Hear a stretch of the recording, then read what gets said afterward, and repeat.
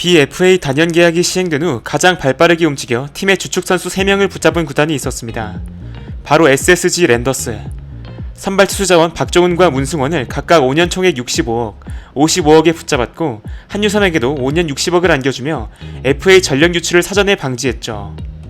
한 명 한 명을 뜯어보자면 박종훈은 2015년부터 선발 로테이션에 안착한 이후 2017년 12승, 2018년에 14승을 따내며 개인 최고의 시즌 중 하나를 만들기도 했고 이듬해엔 규정이닝 3점대 평균 자책점에도 성공합니다. 그리고 2021년 그는 엄청난 초반 기세를 보여줍니다. 4월에 이닝 히팅 능력을 보여줌과 동시에 월간 평균 자책점 2.48을 기록했고 5월에도 호투를 펼쳐가던 그였는데 갑작스런 오른쪽 팔꿈치 통증이 발생하며 교체되었고 이후 1군에서 말소됩니다. 결국 팔꿈치 인대접합 수술을 받기로 하며 시즌 아웃 판정을 받게 되었죠. 그럼에도 12월 구단은 꾸준히 선발 로테이션을 돌아준 박종훈에게 5년 65억의 계약을 안겨주었고 이는 당시 오버페이가 아닌 좋은 계약이라는 평가를 받았습니다. 2017년부터 선발 로테이션에 들어가기 시작한 문승원은 4년 연속으로 규정이닝을 채우는 데 성공했고 2019년 데뷔 첫 10승을 따내는 감격을 누리며 커리어 하이를 찍습니다. 이듬해에도 팀의 에이스급으로 활약하면서 2년 연속 3점대 평균 자책점을 기록했으나 팀 성적 부진의 영향으로 6승을 챙기는 데 그쳤죠. 2021년 들어 박종훈과 함께 좋은 투구를 이어나가던 그는 공교롭게도 6월 팔꿈치 통증으로 1군에서 말소되었고 박종훈에 이어 팔꿈치 수술을 받게 됩니다.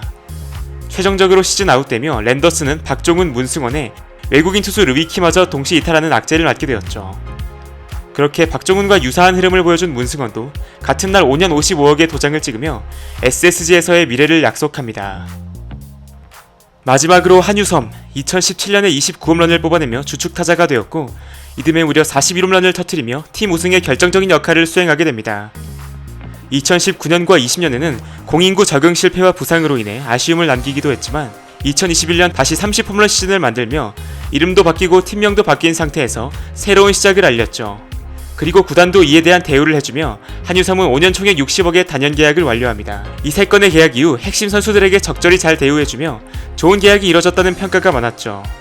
이렇게 KBO 1235 BFA 단연 계약을 마친 SSG 랜더스는 2022년 김광현까지 151억에 복귀시키며 이 시즌 무려 와이어 투 와이어 우승에 성공합니다. 투자의 결실을 제대로 맺으며 확실한 성과를 거뒀죠. 하지만 이후 점점 3인방의 성적은 예상치 못한 방향으로 흘러가는데요. 한유섬은 4월 미친 활약으로 개막 10연승을 이끌었고 이후 점차 페이스가 떨어지면서 최종 스탯은 아쉽게 나오긴 했지만 당시 투고 타자 흐름을 감안했을 때 정말 좋은 활약을 해주며 해자 계약을 향해 나아갈 듯 보였습니다. 그러나 2023년 그의 성적은 과연 한유섬의 스탯이 맞나 싶을 정도로 떨어지게 됩니다. 타율은 나쁘지 않았지만 388타석을 소화하며 단 7홈런에 그칠 정도로 장타력이 크게 떨어졌고 그는 계속되는 부진으로 인해 주장직을 오태곤에게 넘겨주기도 했습니다. 그래도 9월 이후 성적을 급격히 끌어올렸고 포스트 시즌에서도 좋은 모습을 보이며 팬들에게 위안을 주었죠. 2024년 반등을 위해 나아간 한유섬은 4월 한 달간 9홈런 25타점을 쓸어담으며 부활을 알리는 듯 했지만 5월 부상으로 1군에서 말소되었다 복귀한 후 리그 최악의 컨택률에 삼진 머신으로 전락해버리며 급격하게 추락하는데요. 이후 홈런 생산력 자체는 괜찮았지만 타고 투저 흐름 속 평균을 한참 밑도는 WRC+와 음수의 승리 기여도가 나오며 커리어 로우 시즌을 다시 한번 경신할 것으로 보이죠. 2022년 부상 복귀 후 불펜으로 활약을 이어간 문승원은 복귀 전에 149km의 구속을 찍는 등 안정적인 모습을 보여줬는데요. 9월부턴 서준용의 부진을 틈타 마무리로 나서기 시작했는데 두 차례의 충격적인 대량 실점 경기를 겪으며 평균 자책점이 폭등하게 됩니다. 스탯은 별로였지만 전반적으로 괜찮은 모습을 보였던 그는 2023년 다시 선발로 돌아갑니다. 선발과 불펜으로 가며 총 50경기에 등판해 5승 8패, 105이닝을 소화하며 평균 자책점 5.23을 기록했죠. 2024년에는 마무리 투수로 낙점되어 5월 중순 세이브 1위에 오르기도 하는데요. 하지만 잘 던진다 싶으면 대량 실점 경기에 고개를 떨궈야 했습니다. 데뷔 첫 20세이브를 따내는 등 보직을 가리지 않고 활약하는 문승원이었지만 여러모로 기대했던 것에 비해 아쉬운 모습을 보인 것은 사실이었죠. 가장 충격적인 사례는 박종훈 선수라고 할 수 있을 것 같습니다. 점점 희귀해지고 있는 정통 언더핸드 투수로 특유의 무브먼트를 통해 타자들을 요리해냈던 그는 팬서비스가 정말 좋고 소외 계층을 위한 활동에도 적극적으로 임하며 모범적이고 인성이 훌륭한 선수였습니다. 부상 이후 예상보다 늦은 7월 31일 429일 만에 부상 복귀전을 치른 그는 8월 두산전에서 선발승, 키움전에서도 승리를 따내며 나쁘지 않은 투구를 이어가고 있었죠. 그러나 이후 점점 그의 단점이 부각되는 경기가 늘어납니다. 특유의 약점이었던 도루 저지로 인해 안타 허용 후 곧바로 도루를 허용하는 일이 잦았고, 이로 인해 멘탈이 흔들리고 또 제구도 흔들리며 악순환의 고리가 되었죠. 9월에 연속 퀄리티 스타트 플러스를 기록하며 호투를 보여주기도 했는데, 전체적으로 이기는 경기에서도 불안한 흐름이 많았고 9위도 떨어져 타자들에게 쉽게 공략당했습니다. 복귀 첫 시즌을 평균 자책점 6을 마크한 채 마무리한 그는 착실히 몸을 만들며 새로운 시즌을 준비합니다. 그리고 도저히 믿고 싶지 않은 1년을 보내게 됩니다.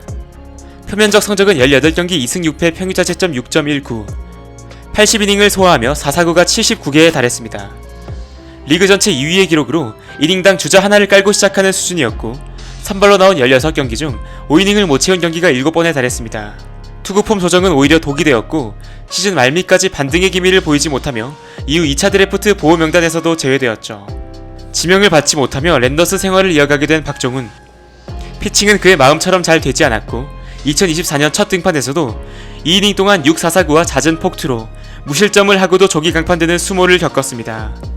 가운데로 던지면 얻어맞고 그게 아니면 볼넷이나 못 맞는 공을 내주는 최악의 흐름으로 접어들고 있었고, 4월 KT전에서 감격의 퀄리티 스타트를 맛보기도 했지만 이후 다시 부진하며 1군에서 말소됩니다. 퓨처스에선 좋은 피칭을 보여준 박종훈은 부진했던 SSG 선발진 상황에 따라 6월 하나전에서 다시 기회를 얻게 됩니다. 그러나 결국 3회를 버티지 못하고 3실점한 채 강판되었고 다시 2군으로 향하게 되었죠. 2군에서의 박종훈은 완전히 다른 사람이었습니다. 4사구도 적었고 엄청난 삼진 비율로 연일 호투를 펼치며 1점대의 평균 자책점을 기록하고 있었죠. 하지만 결국 1군에서 이겨내야 합니다. 열심히 하고 팬들의 사랑을 많이 받았던 선수였기에 더욱 안타까운 박종훈은 다시 살아날 수 있을까요? 결과적으로 지금까지의 모습을 봤을 때 SSG, BFA 단연계약 3인방 모두 실패 사례로 남을 것이 유력합니다. 또 2024년에는 유독 BFA 단연계약을 체결한 선수들의 성적 부진이 두드러지고 있는 상황인데요. 커리어 최악의 시즌을 보내고 있는 김광현, 전체적으로 답답한 피칭을 자주 보여줬던 박세웅, KT를 지탱하던 절대적 토종 에이스 고영표의 부진까지 이어지고 있죠. 물론 타고 투자 성향이 두드러지고 있기도 하고 이 선수들이 다시 반등할 수도 있지만, 지금까지의 BFA 단연계약을 체결한 선수들 중 연봉에 걸맞는 활약을 하는 선수의 비율은 너무도 낮은 상황입니다. 이러한 위험을 감수하고서라도 구단들은 핵심 선수들의 유출을 막기 위해 단연계약을 제시합니다.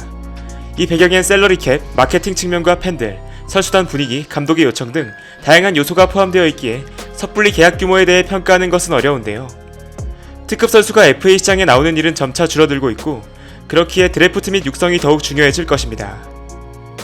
고액의 계약을 맺고 부진한 선수를 보며 팬들은 화가 나고 답답한 심정을 느낄 수밖에 없지만, 또 시간을 되돌려 그때 당시 이 선수를 잡지 않아야 했느냐고 묻는다면 섣불리 그렇다고 말하기도 힘들지 않을까 싶은데요.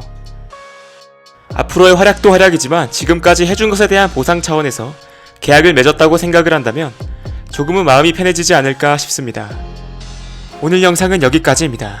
시청해주셔서 감사드리며 재밌게 보셨다면 구독과 좋아요 한 번씩 부탁드리겠습니다.